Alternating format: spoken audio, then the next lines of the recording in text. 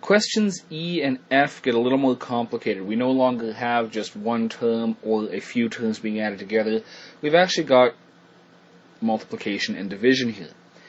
We can't deal with any sort of reverse product rule or reverse quotient rule with integration.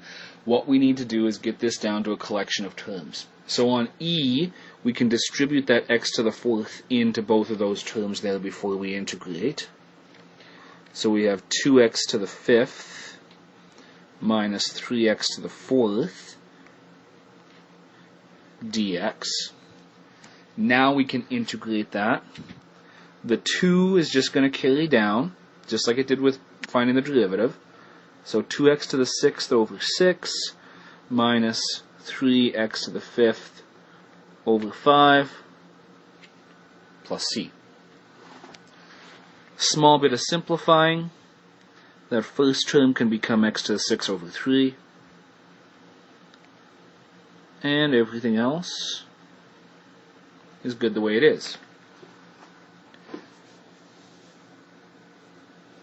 With E, we distributed, we multiplied the x to the fourth in. With F, that 3x cubed can actually be divided amongst both terms on the top.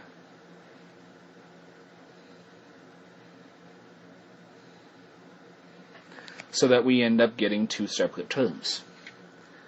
Simplify that out a bit. We get 2 over 3x,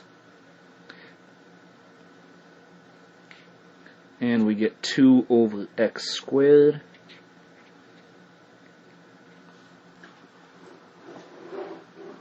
Before I integrate, I'm going to split these a little bit differently. That 2 over 3x, I'm going to write it as 2/3 times 1 over x. I'll explain why when we get to the next step. And that 2 over x squared, just like with derivatives, we need to take that x squared up, make it 2x to the minus 2,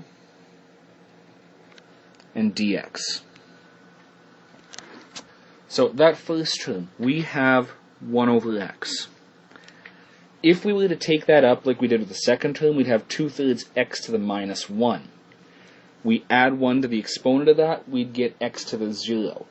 Doesn't work that way. This is that special case where you have a 1 over x, where that actually integrates to the natural log of x. So when you integrate this, 2/3 carries down, natural log of, actually it's the absolute value of x.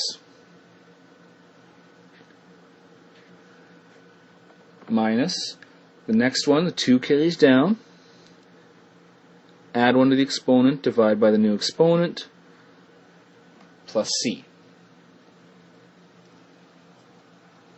Just a little bit of simplifying.